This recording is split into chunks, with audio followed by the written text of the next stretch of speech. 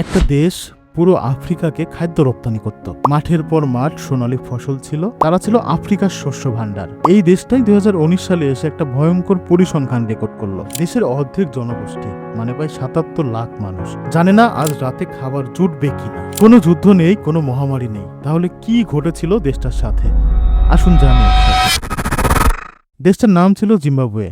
একসময় শস্য ভাণ্ডার, আজ সাহায্যের জন্য হাত পাতা দেশ। কারণ ছিল একটাই, এল নিনো।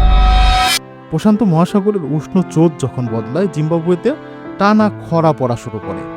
2019 সালের পূর্বের 5 মৌসুমে মাত্র একটিতে বৃষ্টি হয়েছিল স্বাভাবিক, যার ফলে 90% শিশু যারা 6 থেকে 24 মাস বয়সী, তাদের ন্যূনতম খাবারটুকু জুটছিল না। তবে এল নিনো আসার 6 মাস আগেই বিজ্ঞানীরা জানতেন, তাই বড় দেশগুলো আগেই খাদ্য মজুত করে নেয়। জিম্বাবুয়ে বাজারে আসে সবার শেষে, পাই খালি হাতে আর পণ্য কিনে দ্বিগুণ দামে। যে দেশ আফ্রিকাকে খাওয়াতো সে দেশ আজ নিজেই খেতে পারছে না।